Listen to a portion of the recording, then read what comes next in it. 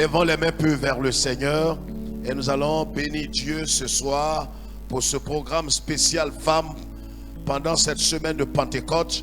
Nous voulons rendre toute la gloire à notre Dieu comme Marie l'a dit. Seigneur, je suis ta servante.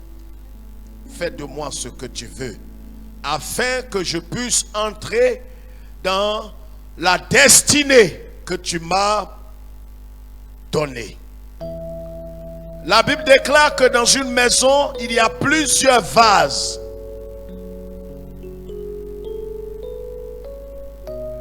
Mais le vase qui se conserve, se purifie, se dépouille, se met à part, c'est ce vase qui sera utilisé pour la gloire du Seigneur.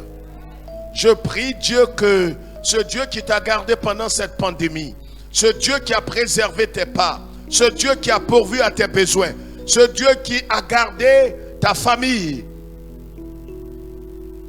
que tu continues non seulement de mettre ta confiance en l'éternel Dieu, en notre Seigneur, mais que ce soir tu ouvres encore ton cœur et tu dis: Seigneur, me voici devant toi. Façonne-moi pour ta gloire. Façonne-moi, Seigneur, pour ton œuvre. Façonne-moi afin que je sois un canal, un instrument entre tes mains pour, Seigneur notre Dieu, le salut de ce monde perverti. Élevons les mains peu vers Dieu et bénissons le Seigneur. Élevons nos cœurs vers le Seigneur et bénissons le Seigneur. Élève la voix vers le Seigneur. Je vais entendre la voix des unes des autres, bénissant le Seigneur, disant merci au Seigneur, criant vers le Seigneur. Élevons la voix ensemble, mes sœurs, et remercions le Seigneur. Bénissons le Seigneur. Bénissons le Seigneur. Rendons grâce à notre Dieu.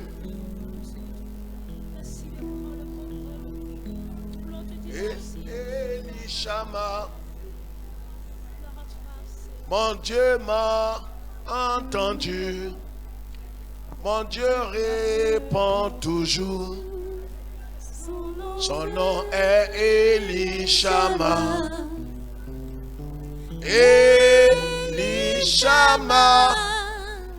Mon Dieu répond toujours. Mon Dieu entend toujours. Mon Dieu répond toujours. Son nom est Elishama. Est-ce qu'on peut chanter ce chant? Elishama, mon Dieu entend toujours. Mon Dieu répond toujours. Son nom est Elishama. Est-ce qu'on peut taper les mains dans la prière? Elishama, avec vie, mes sœurs. Ce n'est pas des acclamations dignes du Seigneur.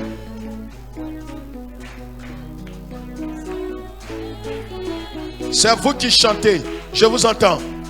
Quand j'ai crié, les chants un peu plus bas pour que j'entende la voix des femmes. Son nom est. C'est vous qui chantez. Quand j'ai crié, mon Dieu plus fort. Des femmes sont mortes. Des familles ont été décimées. Et Dieu t'a entendu. Dis le plus fort ce soir. C'est ta reconnaissance envers Dieu. Plus fort que ça.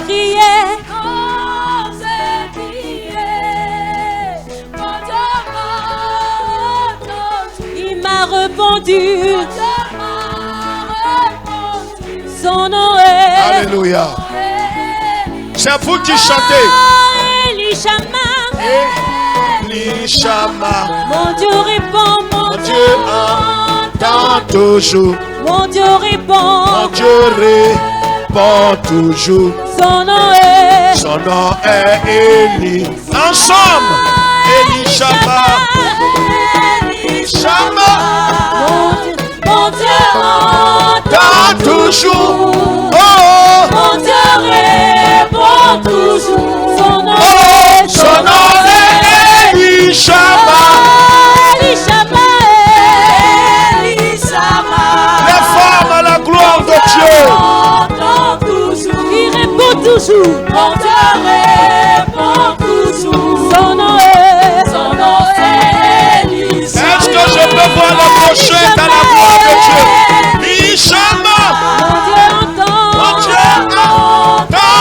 toujours. Mon Dieu répond. Mon Dieu répond toujours. Son nom est. Son nom c'est Elishama. Oh, Elishama. Elishama. Mon Dieu répond. Mon Dieu entend toujours. Mon Dieu répond. Mon Dieu répond toujours. Est-ce que je peux voir les prochains dans la gloire de Dieu? Allons-y, allons-y, allons-y. Elishama. Elishama. Mon Dieu entend. Mon Dieu entend toujours. Mon Dieu répond. Dieu répond toujours. Son nom est. Son nom est Elishama. Oui, quand j'ai crié, Mon Dieu m'a entendu. il m'a répondu. Mon Dieu m'a répondu. Son nom est Elishama. Son nom Est-ce que je peux entendre des cris de joie? c'est crié. Mon Dieu m'a entendu. Mon Dieu m'a répondu. Son nom est. Son nom est Elishama. Elishama. Elishama. Mon Dieu entend toujours. Mon Dieu répond toujours. Son nom est Elishama. Une dernière fois. Elishama. Mon Dieu entend toujours. Il répond toujours. Mon Dieu répond toujours. Son nom est. Son nom est Je vais vous entendre. Elishama.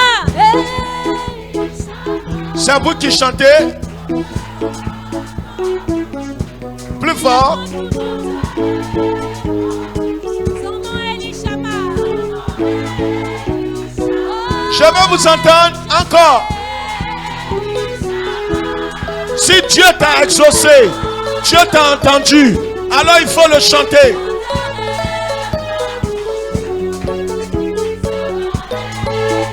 Si Dieu t'a préservé, il t'a gardé, il t'a soutenu pendant cette crise, tant toujours. Son nom est. Une dernière fois. Mon Dieu entend. Est-ce que tu peux le louer? Mon Dieu Loue-le, répond. loue-le, loue-le, loue-le. Est-ce que je peux voir des femmes reconnaissantes à Dieu? Mon Dieu répond. Tant toujours. Mon Dieu répond. Mon Dieu répond toujours. Son nom est. Son nom est Elishama. Une dernière fois. Elishama. Elishama. Mon Dieu entend Tant toujours. Mon Dieu répond toujours. Son nom est. Son nom est Elishama. Alléluia. Lèvons les mains, puis je vais prier. Seigneur notre Dieu, que ton nom soit béni. Que toute la gloire, le règne, la puissance, la célébration te soit rendue à toi seul. Seigneur, voici les femmes devant ta sainte face ce soir et des milliers de femmes qui nous suivent à travers le monde. Ce soir, elles sont disposées, elles sont prêtes à entendre ta voix à travers, Seigneur, ma modeste personne. Que je diminue, que toi seul, en vérité, toi seul, sois élevé. Nous avons crié vers toi. Nous avons élevé la voix vers toi.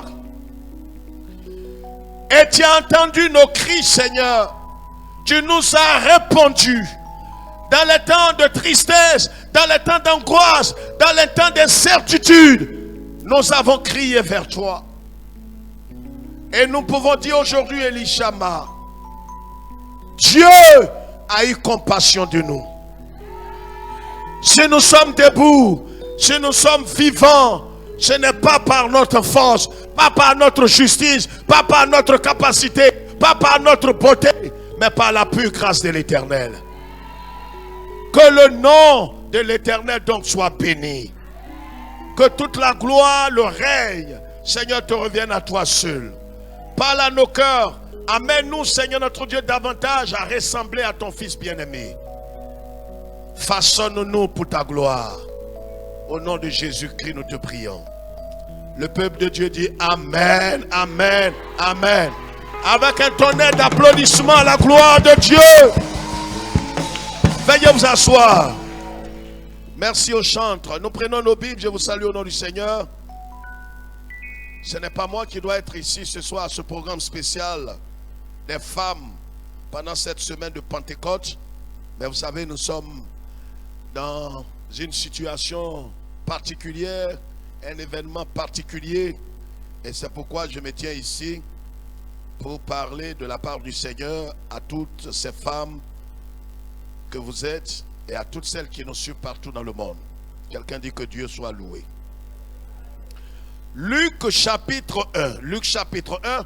Donc le thème central de cette Pentecôte 2020, c'est que nous avons appelé la conférence internationale La puissance de la croix. Chaque année, nous avons cette conférence.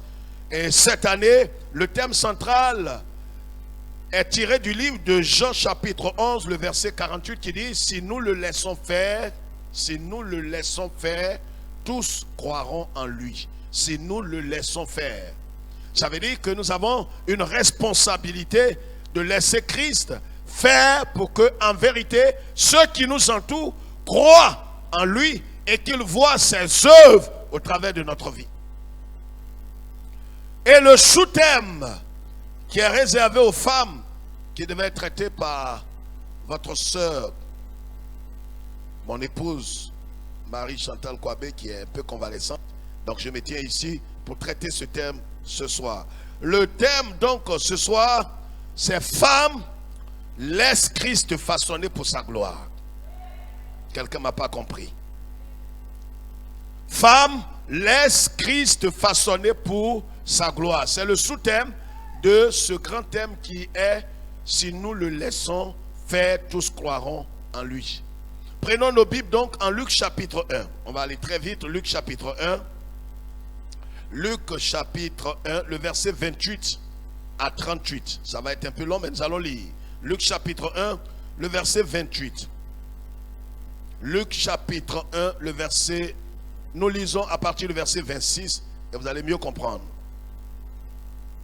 Nous lisons la parole de Dieu. Au 6e mois, l'ange Gabriel est par Dieu dans une ville de Galilée appelée Nazareth, auprès d'une vieille fiancée à un homme de la maison de David, Écoutez nommé très bien. Joseph. Oui. Le nom de la Vierge était Marie.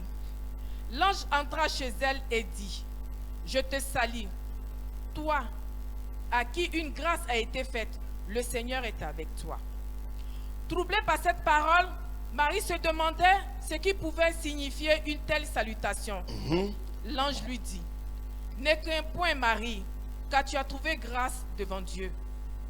Et voici, tu deviendras enceinte, et tu enfanteras un fils, et tu lui donneras le nom de Jésus. Il sera grand, et sera appelé fils du Très-Haut.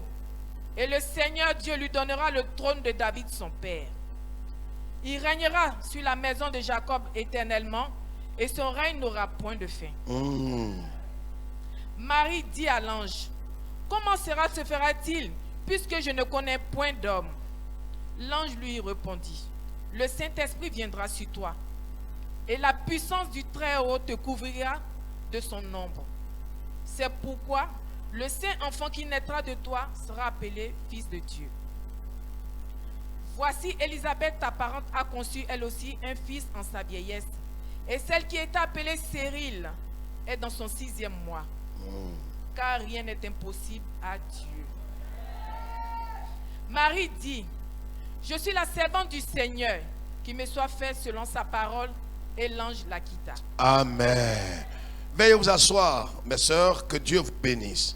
Levons la tête, s'il vous plaît. Voici une histoire que nous connaissons très bien. Nous avons suivi et nous avons lu cette histoire plus d'une fois. L'histoire de la naissance de Jésus. Comment notre Seigneur est né. La Bible dit, j'ai dit de lever la tête, ma sœur. La Bible dit qu'il y avait une femme du nom de Marie, une jeune femme, Cette jeune femme était vierge. Et c'est important de souligner cela. Parce que vous savez, tout acte que vous posez ici-bas a des conséquences pratiques dans votre vie. Cette femme-là, du nom de Marie, la Bible précise que dans le 6e mois, l'ange Gabriel fut envoyé par Dieu dans une ville de Galilée appelée Nazareth. Un peu plus loin, vous allez comprendre pourquoi Jésus est appelé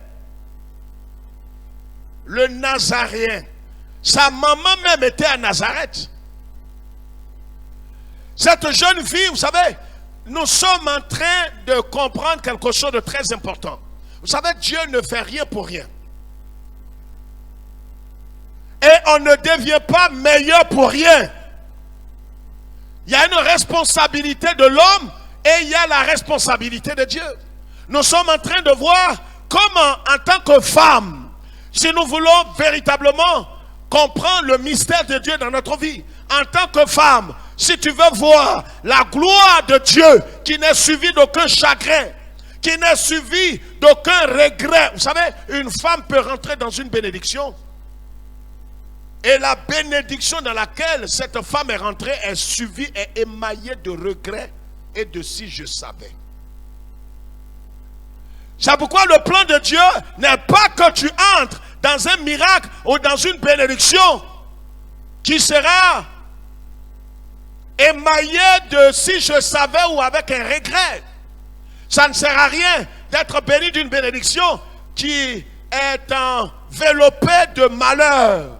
C'est pourquoi, vous voyez, si réellement nous ne sommes pas comme de l'argile dans la main du potier pour que Dieu nous façonne, pour que Dieu lui-même nous façonne à son image, nous façonne pour sa gloire, nous travaille, nous transforme, nous pourrons rentrer dans notre destinée, nous pourrons rentrer dans un miracle, nous pourrons rentrer peut-être dans n'importe quel miracle, et ce miracle dans lequel nous sommes rentrés ne sera pas un miracle qui est béni de Dieu, mais qui sera un miracle qui va nous amener à regretter toute notre vie.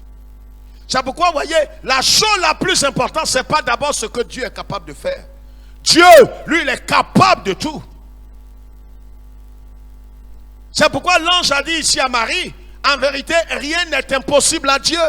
C'est-à-dire, pour ce qui te concerne, pour ce qui concerne ton miracle, ton mariage, l'enfantement, le voyage et tout ce que tu attends de Dieu, Dieu est capable de tout. Le problème n'est pas au niveau de Dieu. Le problème est à ton niveau. Si tu n'es pas façonné, tu n'es pas brisé, tu n'es pas transformé, si Dieu ne te donne pas une forme et que tu reçois ce miracle va se retourner contre toi. Est-ce qu'une femme m'entend? Donc le problème n'est pas au niveau de Dieu. Est-ce que Dieu peut me donner un mari? Dieu peut le faire. Avant toi, il a fait à des milliards de femmes. Est-ce que Dieu peut me donner un enfant dans la situation dans laquelle je me trouve? Est-ce que Dieu est capable de me bénir, de me positionner? Dieu l'a fait avant toi, à plusieurs femmes. Le problème n'est pas au niveau de Dieu. Le problème est au niveau du vase que tu es. Si tu n'es pas façonné, si tu n'es pas brisé, tu n'es pas nettoyé, et que Dieu dépose le miracle en toi, ce sera un malheur dans ta vie. C'est pourquoi le tout ne suit pas de dire, Seigneur, jusqu'à quand? Seigneur, jusqu'à quand vas-tu me visiter? Jusqu'à quand vas-tu te révéler à moi? Jusqu'à quand vas-tu me bénir? Jusqu'à quand vas-tu me donner ceci ou cela? Dieu est capable. Le problème n'est pas avec Dieu et sa capacité.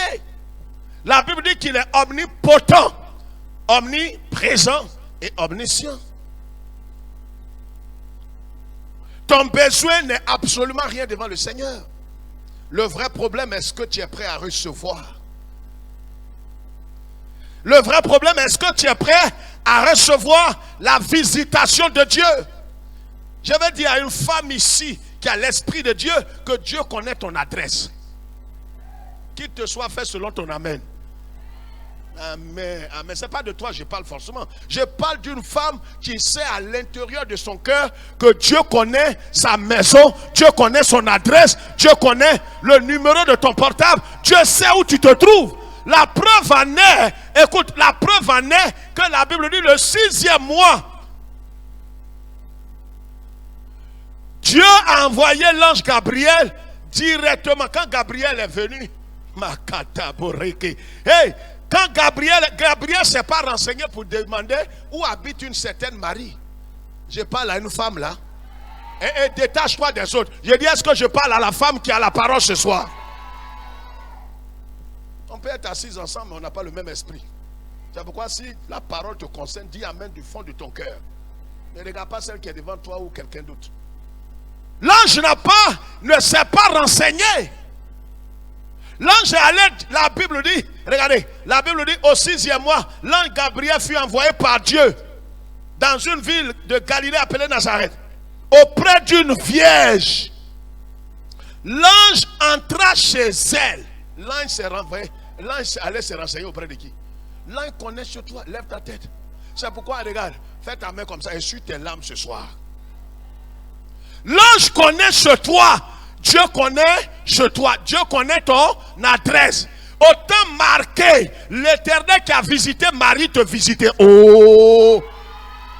Est-ce que les femmes sont là ce soir?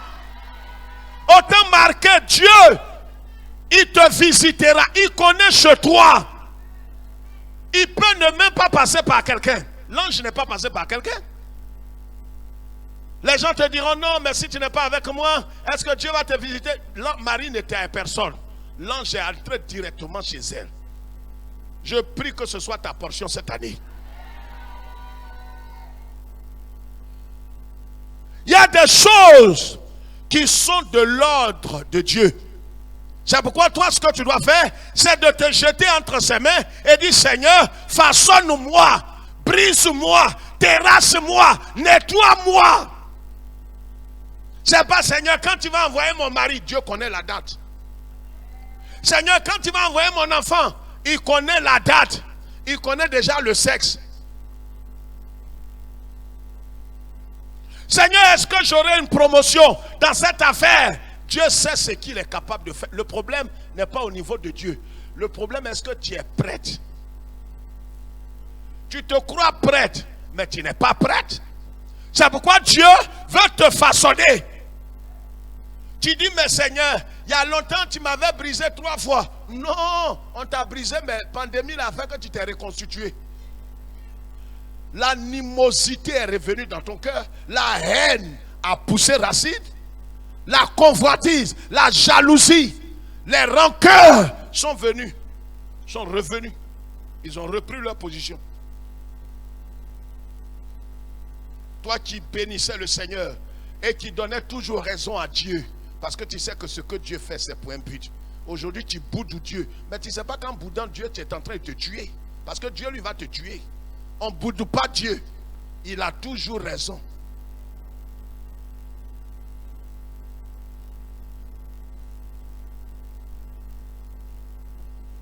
Ma maman dit qu'elle a raison. Jésus a toujours raison.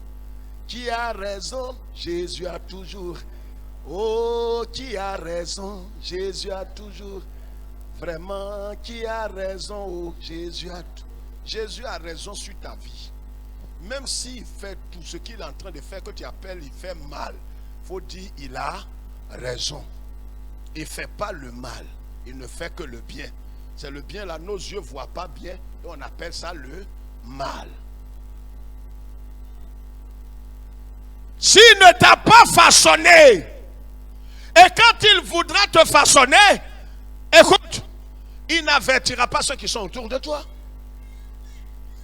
Regardez l'histoire. Je voudrais vous prendre l'histoire de 2 femmes dans la Bible ce soir. Et je bénis Dieu pour vous qui avez fait le déplacement ce soir. Et toutes celles qui nous suivent. Celles qui ne sont pas malades, qui sont chez elles, vous savez, la plupart sont des imbus. Sont imbus d'elles. C'est des gens qui croient que Dieu, bon ben écoute, je n'ai pas besoin de me déplacer. Non, le fait même de se déplacer déjà, c'est un acte de foi. Ce n'est pas parce que vous avez le temps. Mais pour Dieu, celle qui est née de Dieu, qui a l'esprit de Dieu, qui est disposée, a toujours le temps. La Bible dit ici que Marie, et regardez, on va décortiquer l'histoire. Et vous allez voir comment, quand quelqu'un est façonné, quand quelqu'un est brisé, quand une femme est réellement brisée, vous savez, quand une femme est brisée, l'impact que Dieu va manifester dans sa vie n'attend même pas. Il y a des choses pour lesquelles tu te plains. Pourquoi mon mari ne change pas? Pourquoi les choses bizarres comme ça se produisent dans ma vie? Pourquoi des choses persistent, Seigneur? Mais Dieu veut que toi-même, tu te laisses entre ses mains comme l'argile dans la main du potier. Mon épouse m'a rendu un témoignage hier. Vous savez, elle allait, vous savez qu'elle était un peu souffrante. Elle allait faire une fibroscopie. Et en faisant la fibroscopie, le médecin lui a dit, madame, quand on va mettre le tuyau dans votre gorge, n'attrapez pas notre main. Pourquoi? Parce que quand on est en train de faire cela, tu es tenté, parce que tu es étouffé. C'est pourquoi beaucoup peuvent souffrir de douleur, mais n'aiment pas et n'osent même pas aller répondre à ce rendez-vous de fibroscopie. Mais dans tout ce qu'elle me racontait, je lui ai dit, chérie, tu es brave, tu es vraiment, tu es une battante autour pour l'encourager. Le médecin, le professeur lui a dit, madame Guessan, alors tout à l'heure on va glisser un tuyau dans votre gorge, vous voyez, ça fait pas très mal, vous voyez, ça fait pas mal. Alors, mais surtout n'attrapez pas notre main. Elle dit non, je ne vais pas attraper. Mais vous savez ça c'est dans les conseils. Dans la pratique, tu es tenté d'attraper leur main pour arrêter l'action qu'ils sont en train de faire. Est-ce que quelqu'un m'entend? Quand elle m'a dit ça m'a aidé pour ce message. Ça fait mal. Une soeur ici a fait 3 fois la fibroscopie. On ne s'habitue pas. Tu fais une première fois, ça te fait mal. La deuxième fois, ça fait mal. La troisième fois, ça fait mal. Tu n'as pas dit non, je suis habitué. Allez-y maintenant, docteur. Allez-y. C'est pourquoi ils te disent d'office, n'attrape pas la main. Mais dès qu'on te dit ça, et si c'est ta première fois, tu dis non, mais professeur, je suis venu pour quand même qu'on m'analyse. Pourquoi je vais attraper votre main? Mais dès qu'on met le tuyau, ce qui te vient, c'est d'attraper leur main bloquée. Pour qu'ils arrêtent de faire ce qu'ils sont en train de faire pour ton bien-être. Voilà l'attitude que nous avons avec Jésus. Il veut voir ce qui est en toi. Fibroscopie spirituelle. Mais ça fait tellement mal que tu as l'envie d'arrêter sa main. Dis Seigneur, je veux bien que tu me transformes.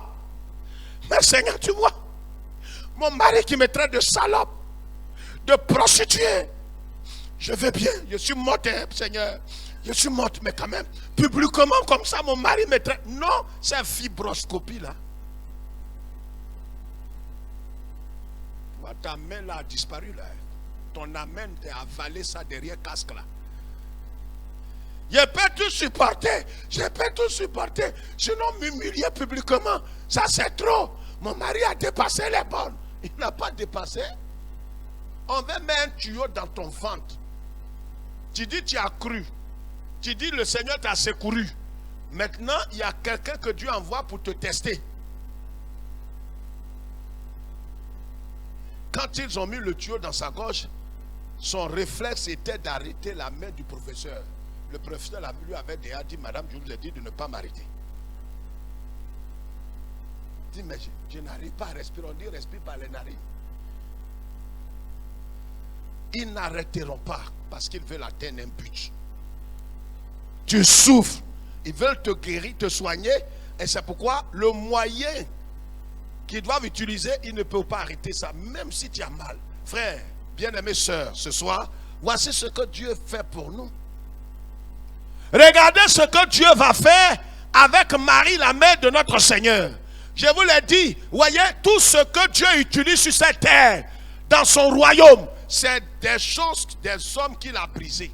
S'il n'a pas brisé quelque chose, regarde-moi ici, s'il te plaît. Regarde ici.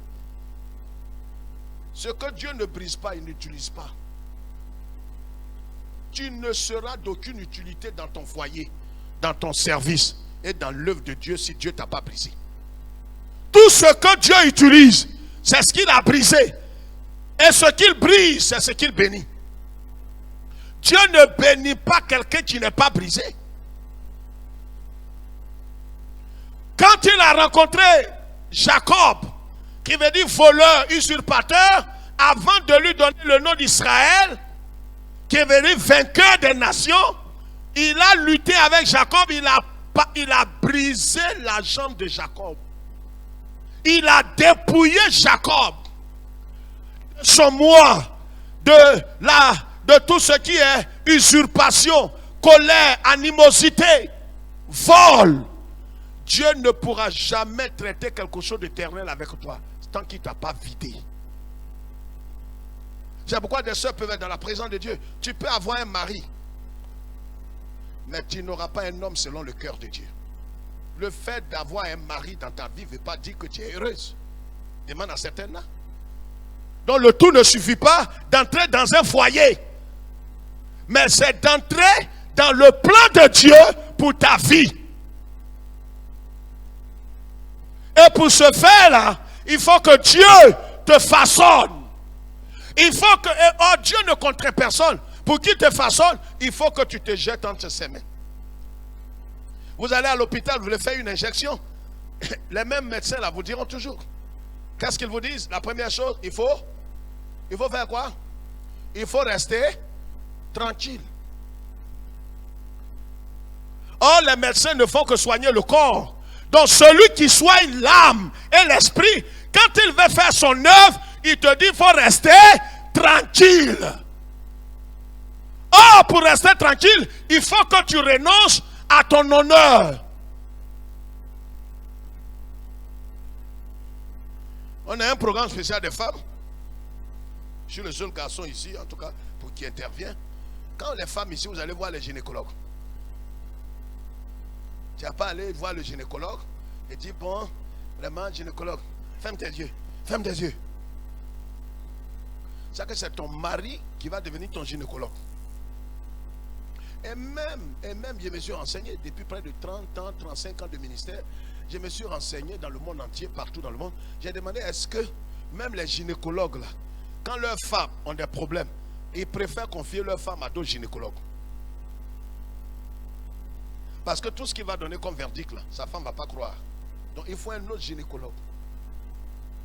Or, ta nudité, là, Dieu dit personne ne doit voir ta nudité. Mais pour ce qui est du gynécologue, il doit voir ça de façon légale. Arrivé là-bas, tu te déshabilles. Il dit, faites, oui, madame, je n'ai pas que ça à faire. Dépêchez-vous là, hein, madame. Ce que ton mari voit là, lui voit. Mais c'est pour un but. Ça veut dire, avant qu'on ne te soigne, il faut que tu passes par l'humiliation. Une femme normale, avec toutes ses capacités, ses facultés, qui se déshabille devant quelqu'un d'autre que son mari, c'est humiliant. Mais vous voyez, il y a un travail que le gynécologue veut faire. Tu ne vas pas rester comme ça en jupe. Dis, ah docteur, faites ce que vous avez à faire, je vais partir. C'est pourquoi, vous voyez, Dieu ne pourra pas te façonner. Or, s'il ne te façonne pas, tu ne seras pas au nombre de ceux que Dieu veut bénir d'une bénédiction éternelle. Tu auras des broutilles dans ta vie. Tout le temps, tu vas sauter. Je viens d'être béni. Dieu m'a visité, mais c'est pour ton malheur. Tout ce que tu recevras sans être brisé va se retourner contre toi. Je te dis devant Dieu aujourd'hui. C'est pourquoi certains ont reçu des maris, certains ont reçu du travail, certains ont reçu des bénédictions, certains ont reçu certaines choses, mais ça se retourne contre eux. Parce qu'au moment où elles recevaient ces choses, elles n'étaient pas brisées ni façonnées. C'est pourquoi c'est capital. Quand Dieu veut faire son œuvre en toi, c'est pour un but. Laisse-le faire. Regardez, nous tous, nous avons été à l'hôpital. Le médecin, souvent même c'est les infirmiers qui font les injections. On va te faire une injection, tu trembles. Tu trembles. Monsieur, vous allez vous blesser. Hein? Les infirmiers, là, ils s'énervent très vite. Vous allez me piquer ici? Non, non, non, mettez ici. Oh, on dirait qu'on m'a piqué ici la dernière fois. Non, non, docteur, mettez ça ici. Tu vois, ils vont te piquer là où on ne pique pas. Tes fesses là vont s'enfler d'une enflure bizarre.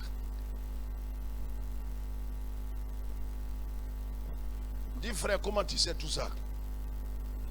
Mais moi-même, on devrait me placer une perfusion chez moi à la maison.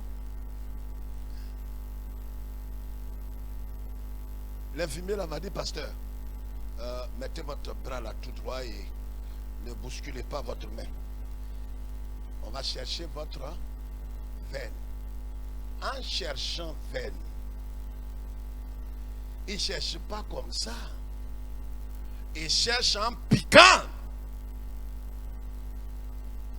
Il te pique ici, tu dis, ah docteur, il dit non, restez calme. Je vous ai dit, vous êtes peureux comme ça, monsieur. Oh, l'aiguille là fait très mal. Il enlève comme si de rien n'était, il tape ta main, il cherche encore. Il va piquer une seconde fois. Regarde ici, c'est ce que Dieu fait. Dieu il veut transfuser le sang de Christ. Mais il faut qu'on te perce. Or, pour te percer, souvent, tu ne veux pas placer ta main. Mais comment le sang peut entrer en toi? Est-ce qu'une femme me comprend ce soir? Il y a des choses que Dieu veut faire. C'est pourquoi le terme dit, femme, laisse Christ façonner pour sa gloire. Il faut le laisser. Il ne va pas t'obliger, il ne va pas te forcer, il ne va pas te contraindre. Mais s'il ne te façonne pas, il ne te donne pas une forme, il ne te brise pas, ce que tu veux chercher là va se retourner contre toi. C'est pourquoi la Bible dit, c'est la bénédiction de l'Éternel qui n'est suivie d'aucun chagrin. Ça veut dire tout ce que toi-même tu peux posséder. Il y a la bénédiction des hommes. Tu peux te débrouiller pour rentrer dans un miracle. Mais après tu vas crier. Marie a fait quoi? Allons-y vite, on a quelque temps. Qu'est-ce que Marie a fait? La Bible dit auprès d'une vierge fiancée à un homme de la maison de David nommé Joseph, le nom de la vierge était Marie. Et quand l'ange est rentré, l'ange dit, je te salue. Toi à qui une grâce a été faite, le Seigneur est avec toi.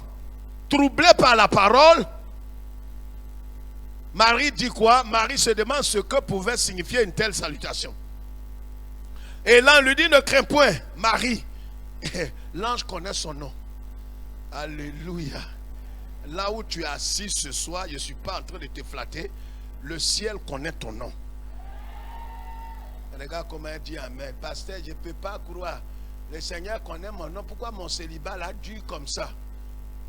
Mais Dieu n'a pas fini de te quoi? Dis ça plus fort que ta soeur. De te façonner. De te façonner.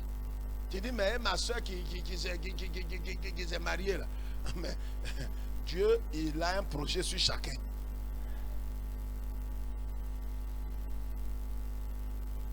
Dans la reprise des cours en Côte d'Ivoire, on a demandé à tous ceux qui sont dans les classes, comment? Intermédiaires là, de rester à la maison. La plupart, dans plusieurs écoles. Ceux qui sont dans les classes d'examen, on leur a dit de reprendre. Ils sont très fâchés, mais ils ne savent pas qu'ils sont en classe d'examen. Il y a ce que Dieu, regarde ici, quand Dieu veut faire certaines choses, laisse-le faire. C'est ce qui a rendu Marie célèbre. Pas parce qu'elle-même elle a été conçue sans péché. Marie est née dans le péché. Mais l'enfant qu'elle a mis au monde est né sans péché. Elle n'est pas la mère de Dieu. Elle a été un canal que Dieu a utilisé pour envoyer Jésus. Quelqu'un m'entend? Est-ce qu'une femme m'entend? L'ange va dire tout ce que Marie va vivre. Marie dit à l'ange, comment cela se fera-t-il, puisque je ne connais point d'homme? L'ange dit, le Saint-Esprit viendra sur toi, la puissance de Dieu te couvrira, et qu'est-ce que Dieu fera? Et c'est pourquoi le Saint-Enfant qui naîtra de toi sera appelé Fils de Dieu. Alors, qu'est-ce qui va se passer? Car rien n'est impossible à Dieu. Marie dit, c'est là que commence notre message. Marie dit, et c'est sa parole là qui va révéler tout ce qu'on va voir ce soir. Vous savez, si nous nous mettons dans l'attitude de Marie, si nous nous mettons dans la position de Marie, la mère de notre Seigneur, vous allez voir ce qui va se passer tout à l'heure, frères, mes sœurs.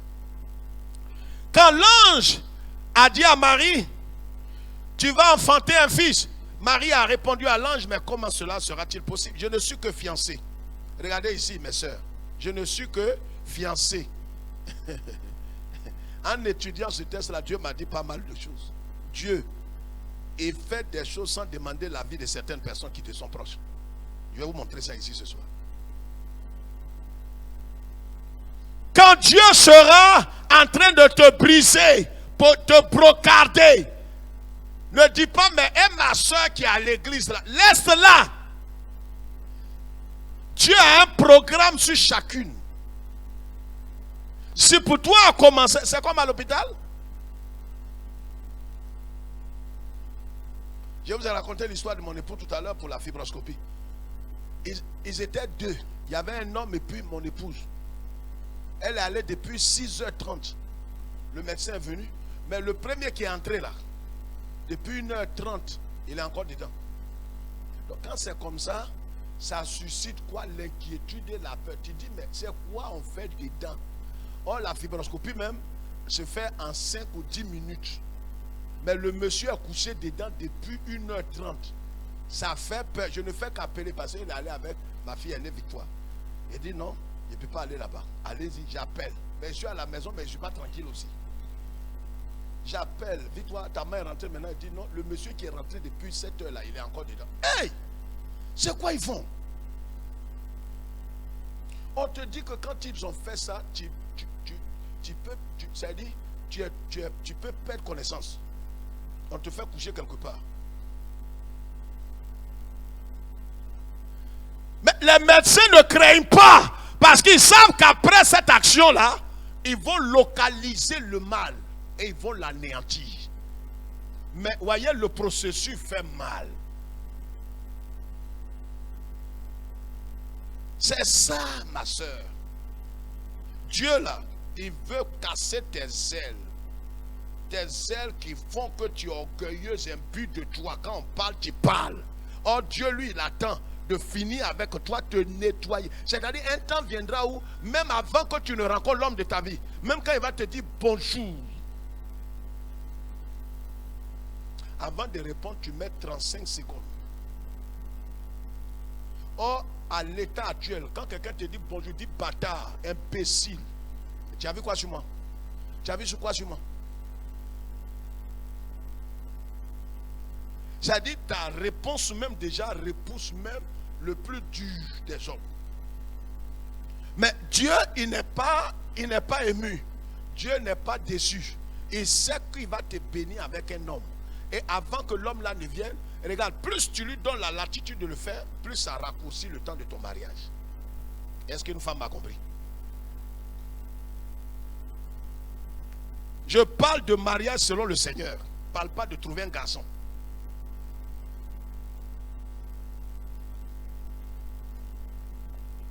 La première chose, Marie dit ici, Marie dit, je suis la servante du Seigneur. Qu'il me soit fait selon ta parole. C'est cette parole de Marie là qui va révéler véritablement la nature, la vie et l'état spirituel de Marie.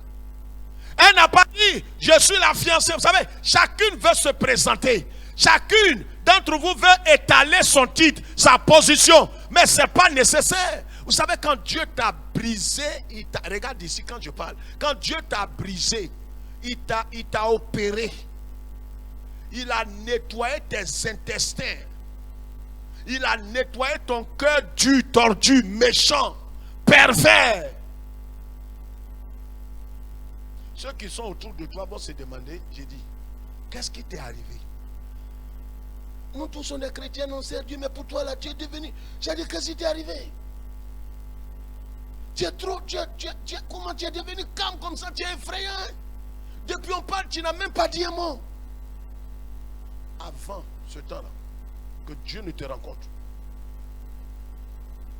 tu sors 800 mots la minute. Quand je suis allé à Djamé, quand je suis passé par le plateau et que j'ai vu vraiment tant et que je suis passé là vraiment et que quelqu'un m'a dit, tais-toi, je suis en train de parler vraiment tant. Oh, fous-moi le camp. Quand je suis en train de parler, chrétienne qui parle, ouvrière qui parle, c'est une tante de l'église. C'est ceux en Christ qui servent Dieu là. C'est elle qui parle comme ça. Et celle-là aussi veut que Dieu la bénisse. Non, Dieu va te laisser toi-même trouver un homme qui est semblable à ton cœur. Tu auras un homme à ton image. Un peu bête. Qui frappe mal, qui casse-côte. C'est un homme à ton image et ta vision qui va te donner. Regardez les enfants, très souvent. Je ne sais pas si vous avez fait attention. Quand vous êtes en train de servir quelque chose et au tout étant, et vous voulez leur donner leur part, ils vous disent, non papa, non, il faut garder ma part. Il n'a pas mangé maintenant. Je ne sais pas si vous avez fait attention. Il ne veut pas manger maintenant, mais il va goûter petit. Il dit non, il faut garder ma part. Là. Il dit non, viens prendre ta part même. Il dit non, il faut garder ma part.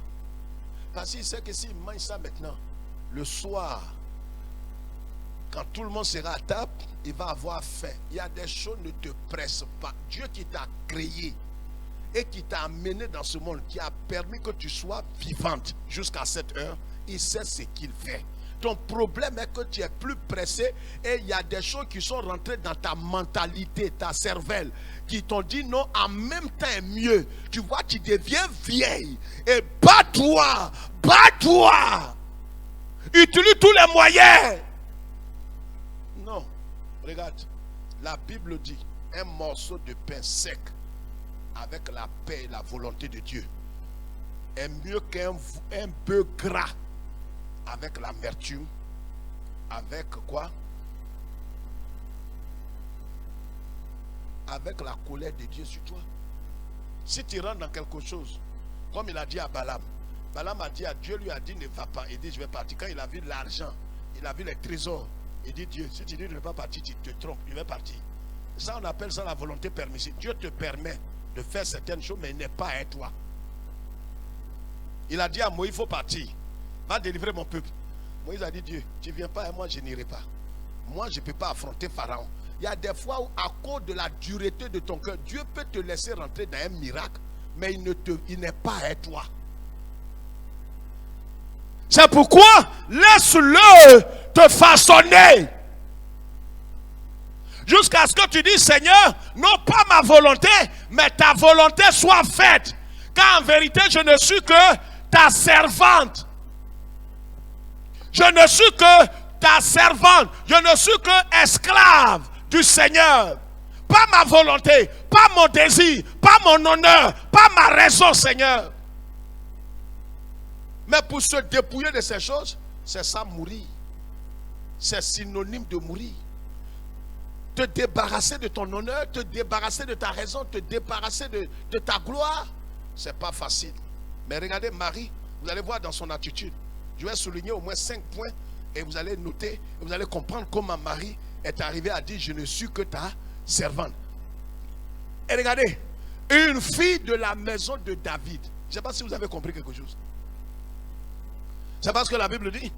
La Bible dit quoi? Au 6e mois, l'ange Gabriel fut entré dans une ville appelée Nazareth, auprès d'une vierge fiancée à un homme de la maison de David nommé Joseph. Le nom de la vierge était Marie. Regardez son fiancé. Regardez sa provenance. Elle était fiancée à quelqu'un qui est élevé. Quelqu'un qui sort d'une tribu.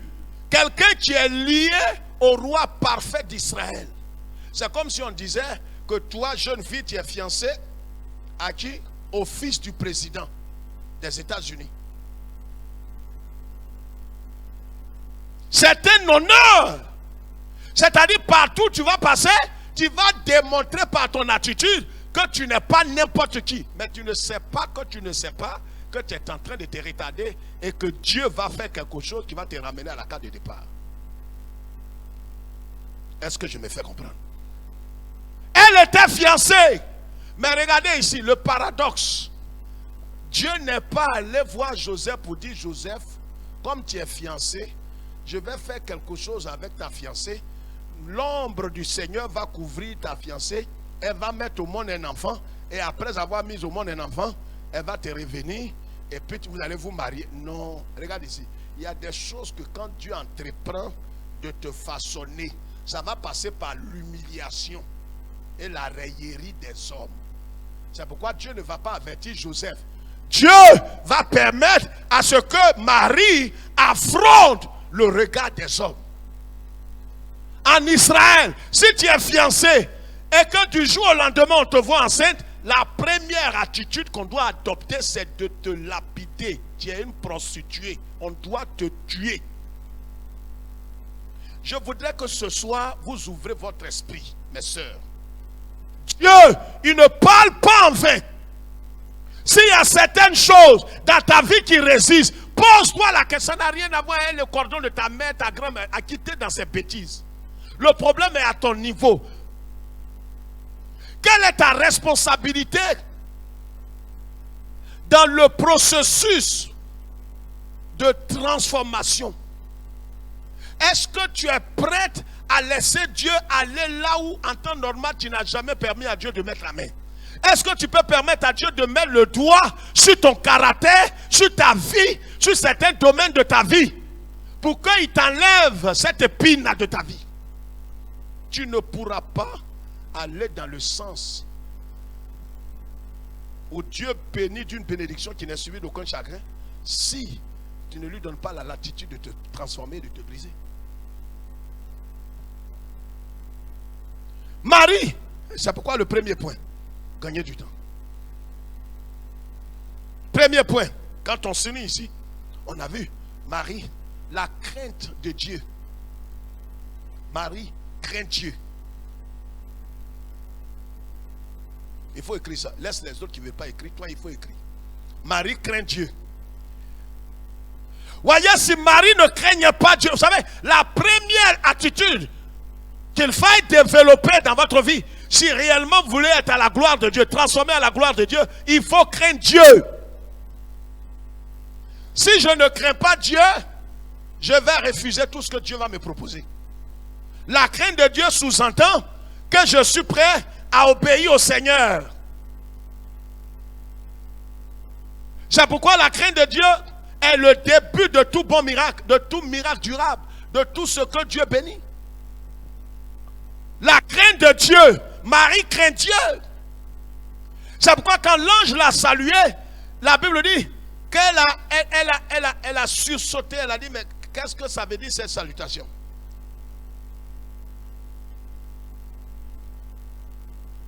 Elle ne voulait pas être louée, comme aujourd'hui beaucoup dans le monde entier la louent. L'ange l'a salué de façon spéciale. Elle a dit, mais je suis quoi pour que tu me salues de façon extraordinaire comme ça? C'est la crainte de Dieu. Vous savez, quand vous avez cette attitude de cœur, de crainte de Dieu, quand quelqu'un veut t'élever, il n'y a pas femme comme toi, jolie femme dans le monde entier, tu es là, toi, tu dis non, non, non, regarde, c'est Dieu seul qui doit être élevé. Je parle à une femme là. Et toi, on dit jolie femme, sans produit. Amen. Ça, on me dit ça toujours. Tu es vaincu. Tu es vaincu. Tu ne crains pas Dieu. On va t'encenser. Qui est comme toi. En tout cas, ta beauté est planétaire. Hein, vraiment, ma soeur. Vraiment, c'est vrai. Mais dis à cette personne qui est en train de t'encenser de donner la gloire à celui qui en vérité t'a donné cette beauté. Que toi, tu ne mérites pas d'être élevé. C'est vrai ou bien c'est faux? On n'a qu'à élever celui qui t'a fait et non toi ta beauté. Elle craint Dieu. Donc elle aime Dieu. Elle craint Dieu. C'est pourquoi la salutation de l'ange, qui était pratiquement une louange là, l'a effrayée.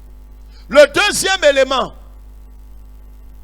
en disant je suis ta servante. Vous savez, tout ça c'est le processus du brisement, de la transformation.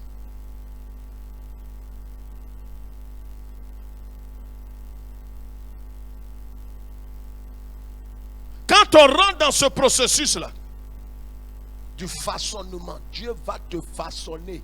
Quand on rentre dans ce processus du façonnement, et regarde, il y a des choses autour de toi, il y a des gens autour de toi qui ne comprendront pas, même des gens sincères qui craignent Dieu. Vous allez voir ça tout à l'heure ici. Son fiancé craignait Dieu. Mais le travail que Dieu est en train de faire dans la vie de Marie, là, son mari ne comprenait pas. Il dit, il va la divorcer. Et le paradoxe, c'est que Dieu n'est pas allé dire à son mari, à son fiancé Joseph, là, que c'est moi qui suis à la base. Regarde, il y a des choses que Dieu va commencer à faire. Même des gens sincères vont douter de l'œuvre de Dieu dans ta vie. Je parle à quelqu'un. Ceux qui craignent Dieu, ils ne comprendront pas que c'est Dieu qui est en action dans ta vie. Toi-même, tu ne comprendras pas. Ton mari peut ne pas comprendre. Ta femme peut ne pas comprendre pour ce qui est des hommes. Ton patron ne comprendra pas ce que Dieu est en train de... On va voir ça comme une opprobre, une honte. Mais toi, si tu crains Dieu, c'est pourquoi la première attitude de Marie était la crainte de Dieu. Le deuxième élément, elle accepte de renoncer à sa propre volonté. Et pourquoi? Au verset 38, qu'est-ce qu'elle dit? Au verset 37 et 38. Car rien n'est impossible à Dieu. Marie dit, je suis la servante du Seigneur. Servante ici est synonyme de doulos, qui veut dire esclave. Quelqu'un qui n'a pas de volonté propre. Quelqu'un qui est prêt à rejeter sa volonté propre. Regarde, tant que tu t'appuieras sur ta volonté propre, tu n'iras nulle part avec Dieu. Tu ne connaîtras pas le bonheur qui n'est suivi d'aucun chagrin dans ta santé, dans ton foyer, dans tes affaires, et même pour ce qui est du mariage. Dieu ne permettra pas que tu te maries selon sa voie. Tu trouveras un homme, peut-être qui va coucher avec toi, mais qui va te jeter comme un chiffon après, qui va te brimer. Pourquoi? Et même peut-être tu l'as trouvé dans l'église. Mais comme tu n'étais pas transformé et tu n'as pas laissé Dieu achever ce qu'il a commencé dans ta vie et tu étais pressé, tu connaîtrais la honte. Tu connaîtras la honte. Marie a dit à l'ange, je ne suis que la servante. Je suis doulos. Je ne suis qu'une servante esclave. Que la volonté soit faite dans ma vie. Est-ce que nous pouvons dire ça? Voici le processus du façonnement. Et c'est après le façonnement qu'on trouve la gloire. La gloire véritable. On ne parle pas de gloire woyo woyo. Je suis béni. Après tu pleures, tu cries, tu es misérable. Non. Le façonnement qui n'est suivi d'aucun chagrin. C'est pourquoi, regarde, en même temps n'a jamais été mieux. Attends le temps. Le temps kairos. Ne force pas la main de Dieu. Laisse le temps à Dieu. Il n'a qu'à te façonner, te briser, ajuster ton caractère dur, ton caractère hideux, méchant. Il va te nettoyer, ça fait mal. Quand il va permettre à ce que quelqu'un te dise, regarde, tu es orgueilleuse. Quand quelqu'un va te dire ça, ça va te faire mal, tu vas discuter. Tu mens, c'est toi qui es orgueilleux, c'est toi qui es orgueilleux. Ou je suis orgueilleuse. Si j'étais orgueilleuse, je n'allais pas servir Dieu à l'église. Tu mens. On peut être orgueilleux et puis servir Dieu. Mais seulement que Dieu n'approuve pas notre service. Le jour que quelqu'un va te dire ça en face de toi, regarde ici, il ne faut pas faire semblant d'écrire. Quand quelqu'un va te dire ça, tu vas rester calme comme ça. Si Dieu a commencé, son doigt est en action dans ta vie, comme fibroscopie là, il ne faut pas bloquer sa main. Laisse le Seigneur mettre le tuyau. Il dit, tu es orgueilleuse. Pourquoi tu n'as pas la paix dans ton foyer? Parce que regarde-moi ici. Dans un foyer où se trouve une chrétienne née de nouveau qui a compris le message de l'évangile, la croix de Christ, qui véritablement a été crucifiée, qui vit crucifiée, elle connaîtra la paix éternelle dans son foyer. Pourquoi? Parce qu'elle est face à un impie. Il se dit chrétien, protestant, évangélique. D'accord. Mais elle est morte. Elle est morte à elle-même. Entre le cadavre et le vivant, c'est le vivant là qui souffre. Le cadavre est là. Donc si une soeur vient vous dire, mon mari n'est pas bon, mon mari est gantra, mon mari est quand, je suis fatigué de mon mari, doutez de sa foi. Demande-lui, est-ce que ton mari est converti? Non, c'est un païen. C'est un païen. Mais toi, tu entends le message de l'évangile, le message de la croix, non? Mais accepte d'être crucifié. C'est la seule voie du salut.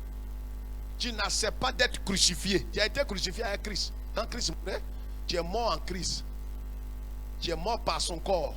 Maintenant, tu dois maintenir cette crucifixion-là. Et te considérer comme mort au péché. C'est-à-dire ton mari est en train de t'insulter de salope, de vilaine, de temps. Tu ne considères pas, tu entends, ça t'humilie, ça te fait mal. Mais tu es mort. Et le mort réagit pas. C'est à ce prix seul que tu connaîtras la joie et le bonheur dans le foyer. Ce n'est pas parce que ton mari ne t'insulte pas. Mais comme tu as accepté de mourir à toi et à tes désirs et à ton honneur, c'est que tu as laissé Dieu te brocarder, te façonner. C'est pareil pour les jeunes filles en voie de mariage. En tout cas, Seigneur, Donne-moi un homme qui va m'aimer, qui va me soulever à mon poids là, qui va vraiment me chérir, qui va vraiment me donner tout son argent. Vraiment, j'ai trop souffert, je n'ai pas connu l'amour. Donne-moi quelqu'un, entends le monsieur aussi l'entrer et prier. Donne-moi une fille qui va me donner tout son argent, qui va me donner son amour, qui va me laver comme on lave un bébé, car je n'ai pas connu l'affection. Au croisé, toi tu veux jouer les durs. Je vous ai raconté cette histoire, non? Il y a au moins 20 ans en arrière, un jeune qui s'était marié, on allait bénir son mariage. Et puis une semaine après, mon ami pasteur m'a appelé, il dit, ah frère, viens voir, viens, on va régler le problème là. Il dit, mais comment ça? Le jeune là, c'est un jeune cadre, il est riche, Dieu l'a béni. Quand il s'est marié, il a dit à sa femme, le deuxième jour, il faut me laver comme on lave bébé. Il s'est mis dans baignoire. Il a appelé sa femme, chérie, viens me laver. Il a été élevé par les juifs. Il n'a pas connu vraiment son père comme ça. Mais le jeune avait 2-3 millions par mois. En tout cas, il s'est marié et il dit à sa femme, faut me laver. Sa femme dit, tu es bête ou bien quoi? Tu es malade?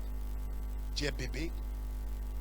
Il dit, regarde, je n'ai pas connu tout ça. Oh, arrête tes conneries là. Vous savez, quand une femme, vous voyez, quand les jeunes filles veulent se marier, elles cachent d'abord leur rides. C'est comme maquillage. Les rides, les façons. Elle met tout ça, les poudres dessus. Elle met poudre. C'est pas mauvais. C'est quand c'est exagéré que c'est problème. Sinon, il faut cacher tout ça. Avec crayon, tu mets jusqu'à... Ça rentre dans tes oreilles ici. On dirait corne de serpent. Ici aussi, là, jusqu'à dans l'oreille. Ah, ce n'est plus beauté. On te regarde dans le miroir, même tu es frais. Il y a des femmes aussi qui ne savent pas se maquiller, ne savent pas aussi faire leur beauté. Ça aussi, on doit vous éduquer dans ça. Et ça vous dit papa.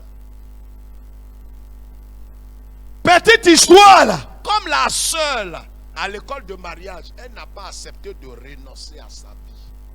Elle est venue, vous voyez, on ne rentre pas dans le mariage pour être heureux. On rentre dans le mariage pour rendre heureux. Voici ce que beaucoup n'ont pas compris. Mais pourquoi j'ai été lavé? Je suis ta mère. Petite histoire, 2 jours après le mariage. Le jeune, il est blessé comme ça. Lui aussi n'est pas mort à lui. Il y a des garçons, vous les voyez comme ça. Il est venu chercher l'amour auprès de toi. Mais tu es dur comme os. On ne dirait pas femme. Dis à une femme, c'est de toi, il veut parler comme ça. Dis-lui, n'aie pas peur. Dis à celle qui est derrière, devant. Dis, c'est de toi, il parle. Sois maternel. Petite histoire là. Mon ami pasteur m'a appelé, il dit, ah frère, viens, on a célébré le mariage là, il y a problème ici. J'ai dit 2 jours là. Le jeune là, quand il a dit ça, mais moi-même commencé à rire. Il dit non, laissez tomber. Il dit non, pasteur, je vais me séparer d'elle. Aïe! Non, mon petit, il faut laisser ça.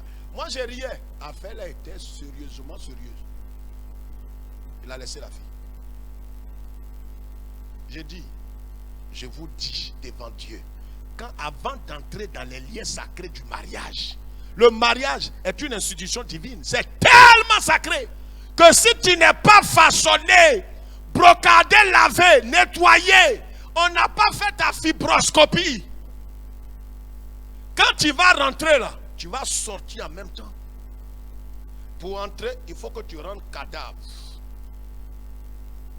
Et tu demeures cadavre vis-à-vis du mal et du péché. Vis-à-vis des provocations. Ceux qui sont autour de toi vont dire tu es bête. Quand ils te diront ça, ça veut dire que tu es vraiment dans la position du Seigneur. Dis, regarde, on a vu ton mari avec ta servante. Oui. Et tu continues d'être là. La petite fille là qui a pris ton mari là. J'ai dit, église évangélique là, vous rend bête ou bien quoi? Ils se sont séparés. Marie, deuxième point, a accepté de renoncer à sa volonté propre. Elle dit, je suis la servante du Seigneur. Que Dieu fasse de moi ce qu'il veut. Elle a mis son regarde, dès l'instant où Dieu vient, il dit, l'ombre du Seigneur te couvrira. Marie a mis son mariage de côté. Je ne sais pas si vous avez fait attention. Parce que dès l'instant où Dieu dit il va faire enfant, l'homme, son nom va te couvrir et puis tu vas faire enfant. Mais si tu fais enfant, est-ce qu'il a demandé l'avis de ton fiancé? Est-ce qu'une femme me comprend ce soir? Regardez, dans le processus du façonnement là, mais tu t'exposes à la honte des hommes.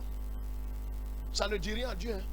Dieu sait que le chemin par lequel il est en train de te faire passer pour une bénédiction éternelle, là, tu vas passer par le chemin de la honte.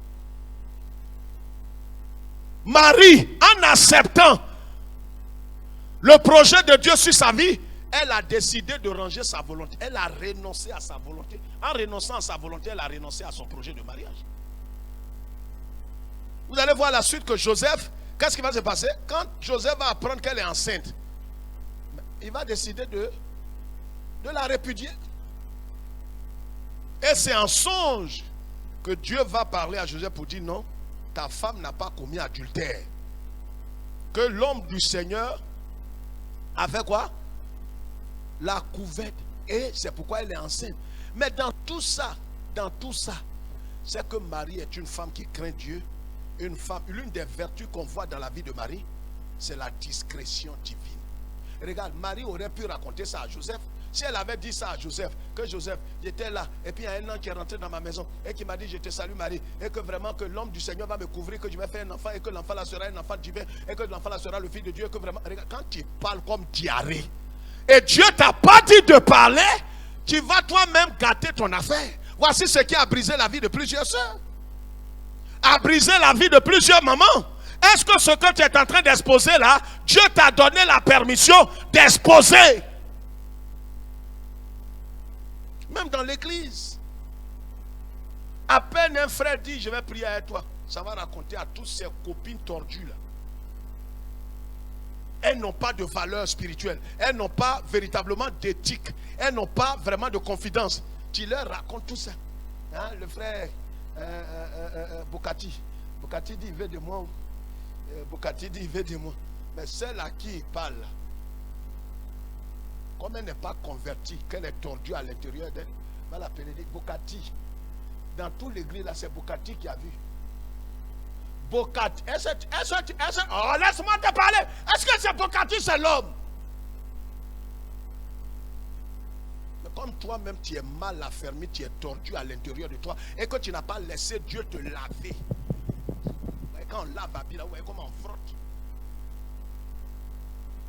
Vous avez vu la machine qui lave là, les habits là? Comment les habits là tournent comme ça,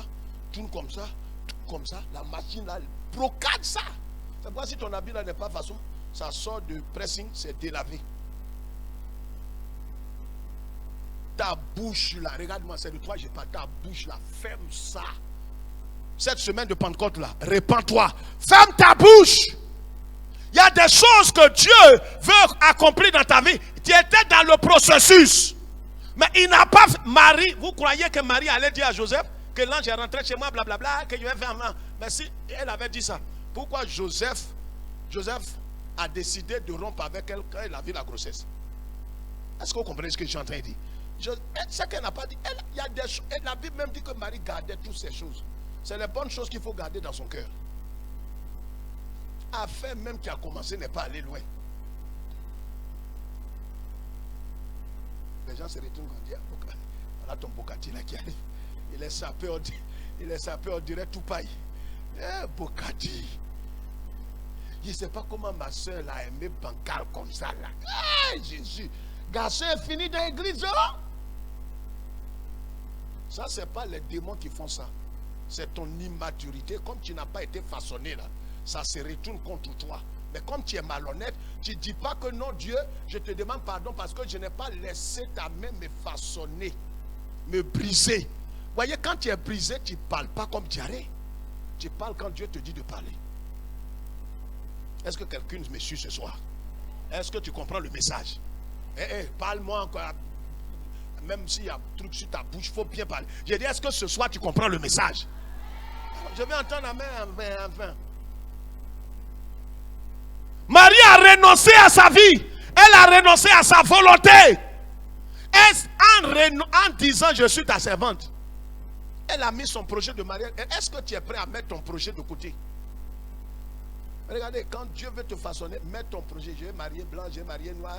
Tu vois, Seigneur, vraiment, je vais un millionnaire. Vraiment, quelqu'un vraiment qui va me prendre comme. Laisse tout ça. Dis, Seigneur, je ne suis que ta. Dis ça plus fort. Je ne suis que ta. Que ta volonté. C'est sa volonté là qui vaut mieux que ta vie. Mets tes maris à l'aise. Parce que si toi tu dois tomber en grossesse, en tant que tu es fiancé, c'est ça que ton mari est brisé, fini. Quelle femme qui comprend ça ce soir? Ouais, que Marie a pris des risques. C'est ça être façonné. C'est ça laisser Dieu me briser. Troisième élément, elle s'est dépouillée de son honneur. Elle a dit, je suis ta servante. Elle était vierge. Elle était un honneur pour sa famille. Un honneur pour sa tribu. Son père et sa mère étaient fiers d'elle. Mais elle a dit à l'ange, je laisse tomber mes projets. Que ta volonté soit faite dans la vie de ta servante esclave. Qu'est-ce que ses parents vont penser d'elle? Regarde, quand tu veux laisser Dieu te façonner, laisse ce que les gens vont penser de toi.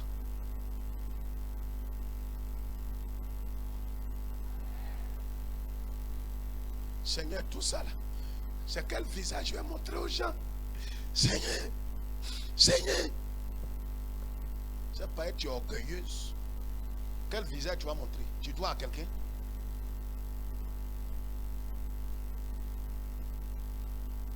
Tu ne dois pas à quelqu'un. C'est le Seigneur là qui est mon mentor.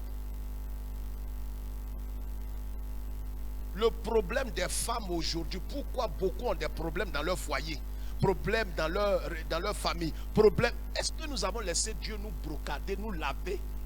Même s'il doit nous déchirer, nous opérer, laissons-le faire.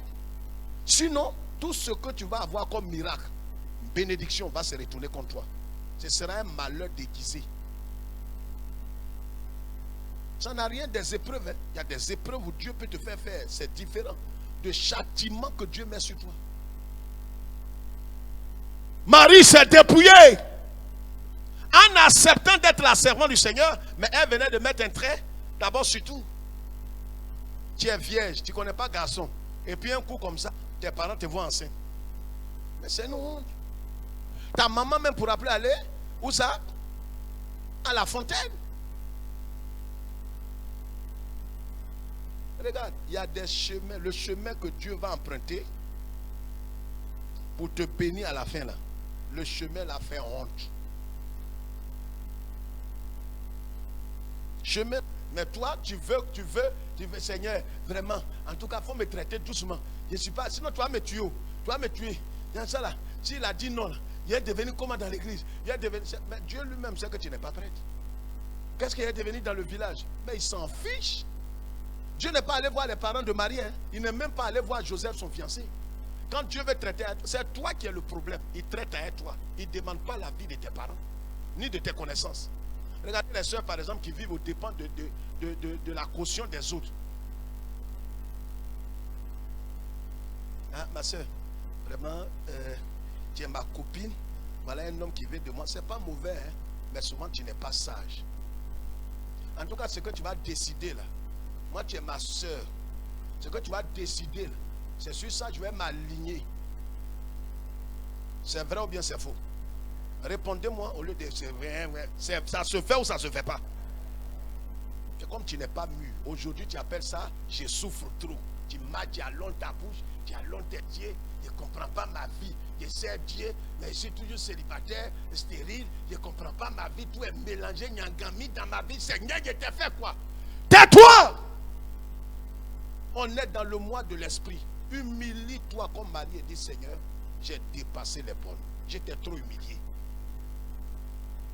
Mais ta camarade qui est là, qui n'est même pas fiancé, jamais un garçon même l'a appelé pour lui dire bonjour, je te salue.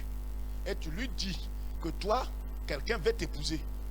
Regardez, on est tous des êtres humains. Il y a un sentiment de jalousie qui rentre dans le cœur. Peu importe le titre de la personne, même si c'est ta responsable, la déléguée des femmes, elle est célibataire, tu vas lui dire ça. Dis, ah, c'est quel frère? Je ne sais pas même si elle a un projet sur frère. Délégué là. Dis à le frère chose, le frère Kaaba. Kaaba dit, il veut de moi. Kaaba, attends, lequel Kaaba? Kaaba, le jeune cadre là, qui a la voiture, la grosse 4x4 là. Il dit, oui, c'est Kaaba. Kaaba, joli garçon là. Oui, délégué. Et c'est les jolis garçons. Si tu décodes le langage, tu comprends déjà que délégué elle-même là, on dirait son projet est sur Kaaba. D'accord, je vais mettre ça en prière et je vais m'entretenir avec Kaaba. C'est bien fait pour toi. Et si elle peut prendre Kaaba, je bénirai le Seigneur. Je célébrerai le mariage. Je rendrai culte à Dieu. Sans regret. Parce que tu es immature. C'est pas à ce stade-là on va parler. On prie jusqu'à ce que Dieu dise, va maintenant voir les autres. Mais toi, on t'a envoyé SMS. Matin n'est pas arrivé. Tout le monde est informé. Et même les gens appellent le frère. Kaba, tu as fait un choix, hein? Mais c'est un choix risqué, hein? C'est un choix. Est-ce que tu connais la soeur là? Lui-même, maintenant, il commence à réfléchir. Mais je crois que Dieu ne te condamne pas. Dieu veut te transformer. Il veut te façonner. Donc, Marie, c'est quoi? Elle s'est dépouillée de son honneur. Quatrièmement, elle a accepté d'être pour un temps un sujet de honte. En acceptant l'ordre du Seigneur, elle venait d'accepter l'opprobre. Elle venait d'accepter la honte. Elle venait d'accepter la raillerie des hommes. Parce qu'elle accepte d'être la servante du Seigneur. Elle accepte véritablement d'être le canal du Seigneur. Elle a accepté en même temps d'être l'opprobre. Regarde, quand tu accepteras de laisser Christ faire de ta vie ce qu'il veut faire, par ricochet, tu viens d'accepter l'opprobre dans ta vie. Tu viens d'accepter que les gens se moquent de toi. Tu viens d'accepter que les gens t'indexent. Tu viens d'accepter que les gens ils se moquent et ils rient de toi. Les gens ont commencé à se moquer de Marie. Aïe, maintenant là, on peut te mettre enceinte comme ça sans connaître garçon. Joseph nous a dit au conseil que ce n'est pas lui qui l'a enceinté. Eh Dieu, Dieu d'Abraham, tu es encore en haut? Quand tu acceptes la volonté du Seigneur dans ta vie, Dieu ne va pas parler à tout le monde pour dire que c'est moi qui suis à l'action dans sa vie. C'est moi qui est en train de faire cette action. Et c'est pourquoi elle est en train de passer dans la honte, dans l'opprobre, dans l'humiliation, dans les insultes. Dieu dira pas, il ne va pas informer les gens. C'est toi seul qui sais ça. Tu sais que tu es dans la volonté de Dieu et que c'est Dieu qui est la cause de ce qui t'arrive car il est en train de te façonner, de brocader pour te positionner. Il ne va pas informer les gens. Donc, Marie, elle s'exposait à l'humiliation en acceptant. C'est pourquoi tu ne peux pas accepter véritablement que le Seigneur ait la prééminence, la première place dans ta vie, si tu n'acceptes pas l'humiliation. Mes sœurs, je vais vous dire ce soir, acceptez de laisser Christ. Laissez Christ, comme l'avons dit, laissez Christ faire tout ce qu'il a envie de faire dans notre vie, c'est de nous exposer à l'opprobre selon la voix des hommes. Selon le regard des hommes, tu es en train de t'exposer à la honte. Parce que le Seigneur, il peut faire des choses dans ta vie que l'esprit humain ne va pas comprendre. Les gens vont douter de toi. Le Seigneur ne va même pas leur dire, non, ne doutez pas d'elle, c'est moi-même. Non, ils vont douter. Ils vont douter de ta foi. Ils vont douter de ta vie chrétienne. Ils vont douter de ton honnêteté, de ta sainteté.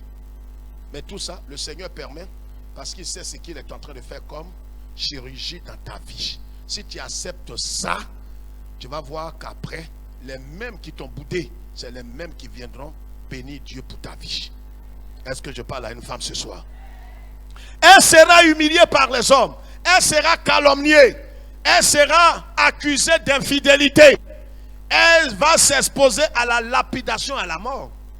Quand tu acceptes de renoncer à ta vie, quand Dieu décide de te façonner, de te transformer, pour te positionner d'une bénédiction qui n'est suivie d'aucun chagrin, dis-toi que Dieu va te traîner à travers le chemin de l'humiliation, de l'opprobre, des insultes, des railleries.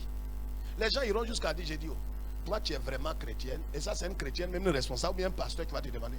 Toi tu crois que tu es vraiment chrétien? Si tu es chrétien, depuis pourquoi on ne voit pas les miracles de Dieu dans ta vie? C'est quelle preuve qui dure comme ça? Mais, regardez, on termine. Au verset 46. Qu'est-ce qui se passe? Au verset 46, nous lisons rapidement et nous allons prier. Et Marie dit, mon âme exalte le Seigneur, et mon esprit se réjouit en Dieu mon sauveur, parce qu'il a jeté les yeux sur la bassesse de sa servante. Car voici, désormais, toutes les générations me diront bienheureuse. Elle s'écria, dès qu'Élisabeth entendit la salutation, écoutez bien, regardez, comme Marie, levez la tête, comme Marie a accepté l'opprobre du Seigneur, Marie a accepté d'être façonnée, d'être brisée. Or, le brisement que le Seigneur veut faire dans ta vie là, passe par l'humiliation, les insultes des hommes, le doute. Ils vont douter de toi. Quand Marie a accepté tout ça, quand elle s'est levée, quand vous avez lu la suite, elle est allée directement chez Élisabeth, sa cousine. Quand elle est arrivée là-bas, voici quand vous acceptez le brisement et le façonnement, regardez ce que Dieu met sur vous. C'est sur ça que je veux m'arrêter ce soir. Pour dire, quand tu acceptes, regarde ici d'abord, quand tu acceptes intérieur, la chose ne peut pas se faire physiquement. Regardez, quand l'ange a parlé à Marie, et Marie a accepté, dit, je suis ta servante, qu'il me soit fait selon la parole. Est-ce que l'ange a versé de l'huile sur elle? Répondez-moi, ne remuez pas la tête. Il a versé ou bien il n'a pas versé? Il a versé l'eau, il a fait une prière sur elle. C'est ça là qui vous rend religieux. C'est ça qui m'énerve très souvent chez beaucoup de chrétiens. Les pasteurs, dans toutes les églises, quand c'est comme ça, Pentecôte là, les gens versent l'huile. Chez ma copine dans leur église, le pasteur a versé 2 litres d'huile. Mais viens, on va te mouiller. Moi j'ai huile rouge. Mais au nom de Dieu, Dieu a versé l'huile rouge sur toi. Tu vas prendre pour faire copain. Pourquoi vous aimez des idolâtries comme ça?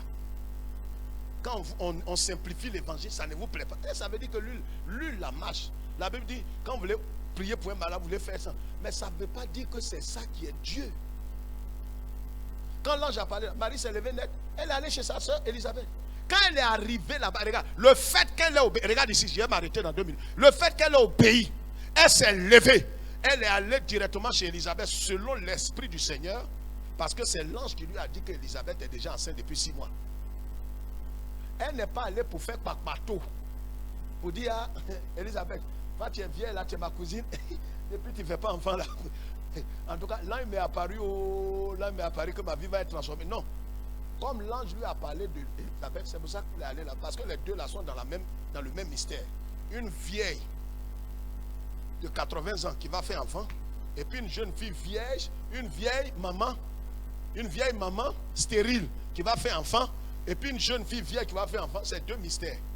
Vieille là, elle ne peut pas faire enfant. Jeune fille aussi vierge ne peut pas faire enfant. Vieille, je n'ai pas dit vierge. Vieille, 80 ans, ne fait pas enfant. Jeune fille vierge aussi ne peut pas faire. C'est les deux qui ont le même mystère là qui marchent ensemble. Parce que de leur histoire, l'esprit humain ne peut pas comprendre ça. Est-ce que je parle à une femme? On ne marche pas comme ça. En fait, ce n'est pas dans l'ethnie, on marche dans l'église. On ne marche pas parce qu'on chante ensemble. On ne marche pas parce qu'on prie ensemble. Non, on marche selon la révélation de l'esprit. Quand elle a trouvé Élisabeth, quand elle a salué Élisabeth, la Bible dit l'enfant qui est dans le sein d'Élisabeth a remué. Et Élisabeth elle-même, elle est remplie du Saint-Esprit. Mais quelle salutation! Marie est devenue extraordinaire. Pas parce qu'elle est particulière, mais parce que dès l'instant où elle a accepté spirituellement la parole du Seigneur dans sa vie, divinement le Seigneur l'a bouleversée là où elle est. Regarde, ce soir, si tu acceptes la parole, tu ne sais même, on ne va même pas t'imposer les mains. En rentrant chez toi, tu es en train d'aller avec une délégation divine. Il y a une onction qui va répondre. On n'a pas besoin de te toucher pour que tu tombes à la renverse. La parole que tu as entendue ce soir, c'est un revêtement dans ta vie.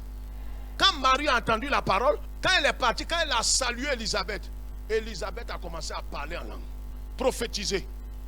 Aïe! Mais d'habitude, Marie salue les gens, l'onction ne tombe pas sur eux. Regarde, quand tu quitteras ici, si tu as accepté le brisement, parce que le brisement, on l'accepte dans son cœur, on laisse ses raisonnements.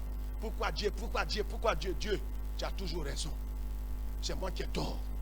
Façonne-moi, brise-moi. Je sais que tout ce que tu fais là, ce n'est pas mauvais. Donc regardez l'impact qui a commencé à manifester dans la vie de Marie.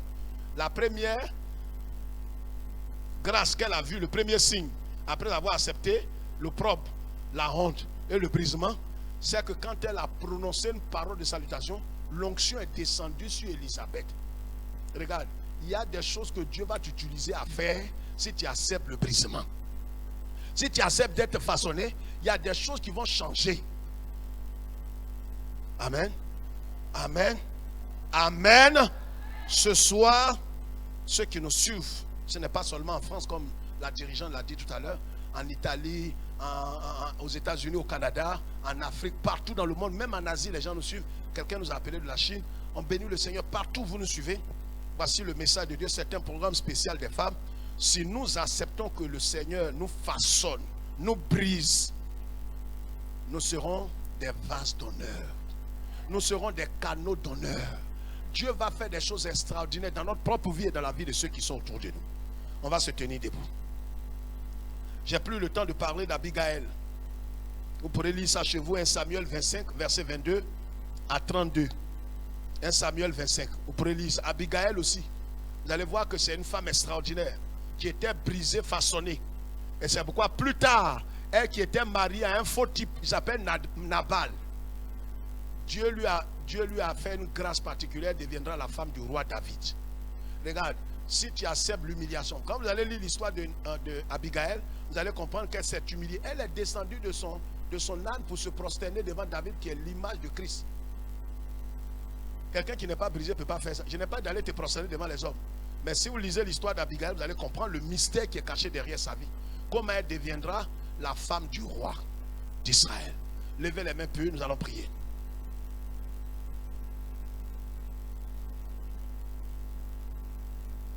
Seigneur Jésus, il m'a sauvé, c'est plus fort que ça. Si tu acceptes que Dieu te brise. Seigneur Jésus, il m'a sauvé, il m'a sauvé. Il m'a sauvé. Il m'a sauvé. Sa croix est devant moi. Oh, je ne peux plus jamais. Sa croix est devant moi. Oh, je ne peux plus jamais reculer. Nous allons lever les mains peu vers Dieu. Tu vas répandre ton cœur pendant 1 minute devant le Seigneur et dire: Seigneur, j'ai compris ta parole ce soir. Je me repens. Ne dis pas que tu n'es pas concerné. Quelque part, Dieu te résiste parce qu'il tu n'as pas permis qu'il te brise, qu'il te façonne, qu'il te nettoie. En vérité, Dieu ne bénit pas ce qui n'a pas brisé. Souvenez-vous des 2 disciples d'Emmaüs. Ils ont reconnu Jésus dans son principe. Quand Jésus a pris le pain, qu'il a rompu le pain, c'est là qu'ils ont compris que c'est Jésus. Mais ils ne l'ont pas reconnu quand il leur parlait sur le chemin. C'est un principe éternel de Dieu. Dieu ne bénit jamais ce qu'il n'a pas brisé. Et ce qu'il bénit, c'est ce qu'il brise. C'est pourquoi acceptons. Si aujourd'hui, ne dis pas non, mais j'ai été façonné par... Non, Dieu peut te refaçonner à nouveau. Pendant cette semaine de Pentecôte, expose-toi devant le Seigneur. En sortant d'ici, ne sois pas orgueilleuse. C'est un programme spécial des femmes. Ne sois pas imbu de toi.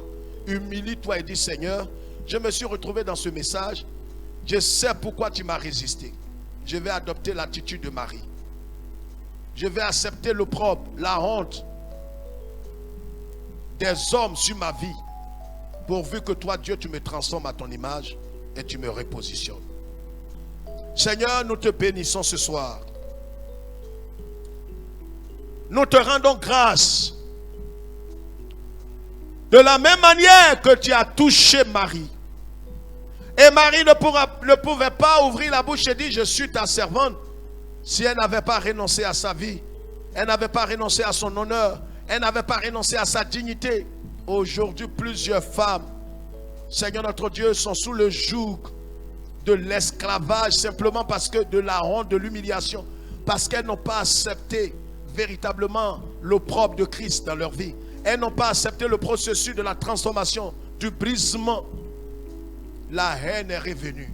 Le ressentiment est revenu. L'hypocrisie est revenue s'implanter dans leur cœur. Nous te prions ce soir. Nous savons que le renoncement doit être volontaire et personnel. Donne-nous de renoncer à nous-mêmes et de te permettre de faire ton œuvre dans nos cœurs. Merci de nous laisser aller dans ta paix. Et merci pour ces milliers de personnes qui nous suivent dans le monde entier à travers Source de Vie TV et la radio. Que la gloire te revienne et que ta paix demeure dans leur vie ce soir. Au nom de Jésus, nous avons prié. Quelqu'un dit Amen, Amen, Amen. Si c'est pour le Seigneur, tu peux le faire plus fort que ça. Que le Seigneur nous bénisse. Ce soir, on va s'arrêter là. Et ma prière, la plus importante ce soir, c'est que tu considères ces paroles dans ton cœur. En rentrant chez toi, reprends la Bible en Luc chapitre 1 et revois cette histoire avant de dormir ce soir. Dis Seigneur, ton serviteur a parlé, mais il a été limité. Toi-même, parle-moi en profondeur de l'histoire de Marie. Montre-moi comment cette femme a été un canal. Et aujourd'hui, on parle d'elle. On ne doit pas adorer Marie. On ne doit pas louer Marie. Mais aujourd'hui, on parle d'elle. On parle d'elle parce qu'elle a été un canal, un instrument. Elle a décidé de mettre un trait sur sa vie, sur son témoignage, sur son honneur, pour que Dieu soit élevé. Accepte qu'on te traite de tous les noms pour que Dieu soit élevé.